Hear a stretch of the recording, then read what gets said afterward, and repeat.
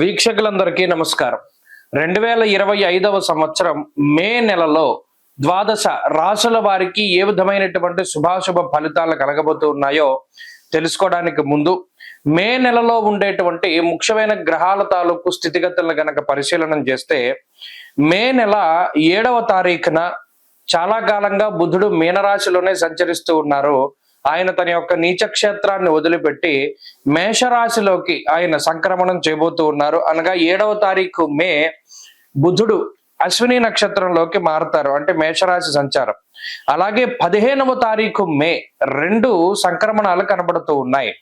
ఒకటి వృషభ సంక్రమణం, అనగా రవిగ్రహం వృషభ రాశిలోకి సంచారం చేస్తారు. తర్వాత పుష్కరాలు ప్రారంభమయ్యేటువంటి రోజు. అది ఎంత గొప్ప రోజు అంటే రవి సంక్రమణ పుణ్యకాలము మరియు గురుడు సంక్రమించేటువంటి పుణ్యకాలము 15వ తారీఖు నాడు చాలా గొప్ప రోజు. ఆ రోజునే 2 గ్రహాలు మారుతూ ఉన్నాయి. గురుడు మిథున రాశిలోకి ప్రవేశిస్తున్నారు, రవి వృషభంలోకి ప్రవేశిస్తున్నారు. అలాగే మే నెల 21వ తారీఖున రాహుకేతువుల యొక్క మార్పు, అనగా కుంభరాశిలోకి రాహు యొక్క మార్పు మరియు సింహరాశిలోకి కేతు యొక్క ప్రవేశం జరగబోతూ ఉన్నది.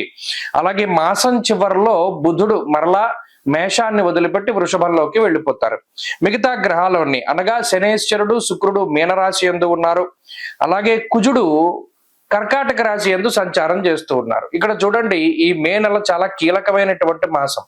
దీర్ఘ సంచార గ్రహాలైనటువంటి గురుడు రాహుకేతువులు ఏకకాలం ముందు ఒకే నెలలో, రవి గురులు అయితే ఒకే రోజు మారుతూ ఉన్నారు. 6 రోజుల వ్యవధిలో గురు రాహుకేతువులు మారుతూ ఉన్నారు. మరి ఈ గ్రహ సంపత్తిలో మే నెల అసలు ఏ విధంగా ఉండబోతూ ఉన్నది అనేటువంటి విషయాన్ని మనం తెలుసుకుందాం. కుంభరాశి వారికి మే నెలలో అనుకూలమైనటువంటి ఫలితాలు గోచరిస్తున్నాయి. ప్రత్యేకించి దాదాపుగా 12 సంవత్సరాల తర్వాత పంచమ స్థానంలోకి గురుడు రావడం అనేటువంటిది ఒక అదృష్టంగా చెప్పవచ్చును. పంచమ స్థానంలోకి గురుడు మే నెల 15వ తారీఖు లాగా అయితే 1 సంవత్సరం పాటు ఈ రాశికి 5వ స్థానంలో సంచారం చేస్తున్నారు. అది చాలా గొప్ప విషయం. గురు బలం అది సంకేతంగా చెప్పవచ్చును.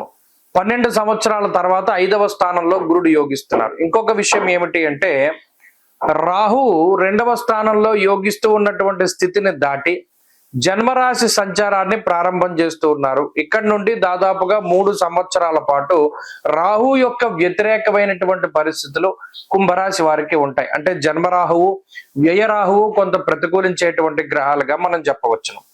ఇక ఏలినాటి శని దోషం ఉన్నది. 2వ స్థానంలో శని ఉన్నారు, 2వ స్థానంలో శుక్రుడు యోగిస్తూ ఉన్నారు, తృతీయ స్థానమందు రవి అనుకూలంగా ఉన్నారు. ఈ మాసం 15వ తారీఖు తర్వాత రవి ప్రతికూలత కూడా ఉన్నది. అంటే దాదాపుగా ప్రతికూలించేటువంటి గ్రహాల యొక్క సంఖ్య సరి సమానంగా ఉన్నది.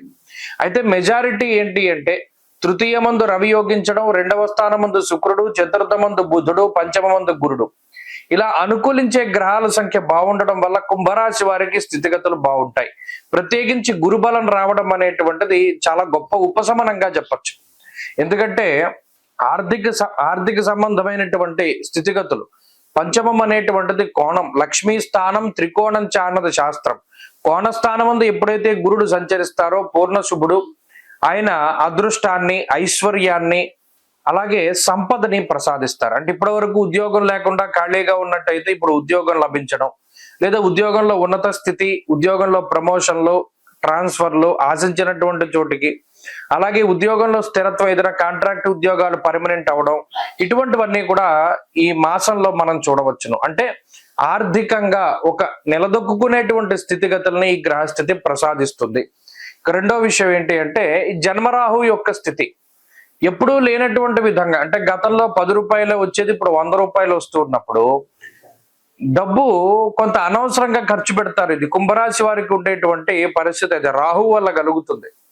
అలాగే ఇంకో విషయం ఏంటి, ఉద్యోగం వచ్చింది కానీ కుటుంబానికి కొంత దూరంగా వెళ్ళవలసినటువంటి స్థితి, అంటే ఏదైనా వేరే చోటికి ట్రాన్స్ఫర్లు జరుగుతూ ఉండడము, లేదా ఊహించినటువంటి విధంగా ప్లేస్ చేంజ్ అవుతూ ఉండడం ఉద్యోగ పరంగా, ఇటువంటి వాటికి కూడా ఈ గ్రహస్థితి ప్రత్యేకించి అవకాశాన్ని ఇస్తుంది. ఎందుకంటే రాహు యొక్క స్థితి అటువంటిది. ధారాపుత్ర విరోధస్య ప్రవాసం రోగపీడనం అర్ధహానిహి అన్నాడు. అంటే ఖర్చు, ఇక్కడ వ్యసనాలకి ఖర్చు పెట్టడం, డబ్బుని మనం చూడవచ్చు కుంభరాశి వారు. అలాగే కొంచెం అనవసరమైనటువంటి వాటికి అతిగా డబ్బు ఖర్చు పెట్టేటువంటి స్థితిని కూడా చూడొచ్చు. కాబట్టి ఇక్కడ డబ్బు వస్తుంది కాబట్టి దాన్ని ఎలా యూటిలైజ్ చేసుకోవాలి అనేటువంటి దాని మీద దృష్టి పెట్టండి. రెండవది ఏంటి, గృహానికి వాహనానికి సంబంధించినటువంటి కొనుగోలు లేదా అమ్మకాలకి ఈ నెలలో అవకాశం ఉంటుంది. అలాగే వ్యాపారపరమైనటువంటి విస్తరణకి, భాగస్వామ్య వ్యాపారాలు అభివృద్ధి చెందడానికి అవకాశం ఉంటుంది. సంతానానికి అవకాశం ఉంటుంది. చదువర్లకి ఇది చాలా గొప్ప మాసంగా, అంటే ఏదైనా కాంపిటేటివ్ పరీక్షలు అవి ఉంటాయి. ఇక్కడ కుజుడు షష్ఠ స్థానం ముందు యోగిస్తూ ఉండడం కూడా చాలా బలీయమైనటువంటి స్థితి. కాబట్టి ఇలా కాంపిటేటివ్ ఎగ్జామ్స్ కి గ్రహస్థితి అనుకూలంగా ఉంటుంది. గత మాసాలతో పోల్చుకుంటే మే నెల కుంభరాశికి మంచి చేస్తుంది. అయితే స్వయంకృత అపరాధాలు చేసేయడానికి కూడా ప్రోత్సహిస్తుంది. జన్మరాహు 2వ స్థానంలో శనేశ్వరుడు సొంతంగా జీవితాన్ని పాడు చేసుకోవడానికి ఎక్కువ అవకాశాన్ని కల్పిస్తారు. మాటతో విరోధాన్ని తీసుకొస్తారు. వీటిని గనక కంట్రోల్ చేసుకోగలిగితే, అంటే వ్యసనము, జోదములు, అనవసరమైనటువంటి వాటికి దూరంగా ఉండేటువంటి స్థితిగతులను గనక మనం చక్కగా చూసుకోగలిగితే ఈ మాసం అత్యద్భుత మాసంగా చెప్పవచ్చును. ప్రత్యేకించి మనసుని కంట్రోల్ చేసుకోవడానికి, అనవసరమైన ఖర్చులు పెట్టకుండా ఉండడానికి అమ్మవారి యొక్క ఆరాధన చాలా మంచిది. ప్రతి శుక్రవారం నాడు లేదా ఆదివారం రాహుకాల సమయంలో దేవాలయానికి వెళ్ళి అమ్మవారి దేవాలయానికి దీపారాధన చేయండి. ప్రతినిత్యము దైవీ ఖడ్గమాల స్తోత్రాన్ని పారాయణం చేయండి. అలాగే ఇంద్రకృత మహాలక్ష్మి స్తోత్రాన్ని, కనకధారా స్తోత్రాన్ని పారాయణ చేస్తూ ఉండడం ద్వారా కూడా మంచి ఫలితాలు సంప్రాప్తమవుతాయి. మే నెల 15వ తారీఖున దేవగురువైనటువంటి బృహస్పతి ప్రస్తుత వృషభ రాశి సంచారాన్ని వదిలిపెట్టి మృగశిర నక్షత్రం 3వ పాదం మిథున రాశిలోకి, అనగా మిథున సంక్రమణం ఆయన చేయబోతూ ఉన్నారు. ఈ సంక్రమణంలో భాగంగా 12 రాశుల వారికి ఏ విధమైనటువంటి శుభాశుభ ఫలితాలు కలగబోతూ ఉన్నాయి. అలాగే ప్రత్యేకించి ఈ గురుని యొక్క సంచారానికి సంబంధించినటువంటి సందేహాలు కొన్ని ఉంటాయి. ఉదాహరణకి మిథున రాశిలో గురుని యొక్క సంచారం ప్రారంభమైనప్పుడు సరస్వతీ నదీ పుష్కరాలు అనేటువంటివి వస్తాయి. అలాగే ఈ గురుడు ప్రత్యేకించి ప్రతి సంవత్సరం గురుర్ 12 మాసాన్ని త్రింసన్మాసం శనేశ్చరః, గురువు 12 నెలల పాటు ఒక రాశి యందు సంచారం చేస్తారు జనరల్ గా. అయితే సంవత్సరంలో ఏమవుతుంది, కొన్ని సందర్భాల్లో అతిచార గతే జీవౌ, గురునకు అతిచారము అనేటువంటి ఒక అవస్థ ఉంటుంది. అలాగే వక్రత్వము అనేటువంటి మరొక అవస్థ కూడా ఉంటుంది. అంటే సాధారణంగా గురుడు ప్రతి సంవత్సరంలోనూ కూడా 2 రాశుల్లో సంచారాన్ని చేస్తారు. ఇదే గురువు ఒక సంవత్సర కాలంలో 3 రాశుల్లోకి ప్రవేశం చేస్తే అది అరిష్ట యోగంగా చెప్పబడింది జ్యోతిష్ శాస్త్ర రీత్యా. సాధారణంగా ఏమవుతుంది అంటే ఒక 9 నెలల పాటు రాశిలో ఉండి ముందు రాశిలోకి వెళ్ళి వక్రించి మళ్ళా వెనక్కి వస్తూ ఉంటారు. కానీ ఇక్కడ గురుని యొక్క ఫలితాలు చెప్పేటప్పుడు ఏం చెప్తాము, సంవత్సర కాలం పాటు ఈ ఫలితమే ఉంటుంది అని చెప్తాం. శ్రోతలు ఏం చేయాలి అంటే, ఇప్పుడు మిథున రాశిలో గురుని యొక్క సంచారం వల్ల 12 రాశులకి ఫలితాలు మనం చెప్తూ ఉన్నాం. మధ్యలో అక్టోబర్ నెలలో గురుడు పునర్వసు 4వ పాదంలోకి వెళతారంటే కర్కాటక రాశిలోకి వెళ్ళి మళ్ళా డిసెంబర్ నెలలో మిథున రాశిలోకి వస్తారంటే మరలా బ్యాక్ వస్తారు. ఆ 2 నెలలు మినహాయించి మిగతా 10 నెలలకి ఈ ఫలితం అనేటువంటిది అన్వయం అవుతుంది.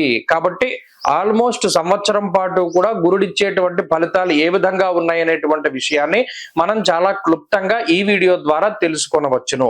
అలాగే గురుని యొక్క కారకత్వాలు కొన్ని ఉంటాయి.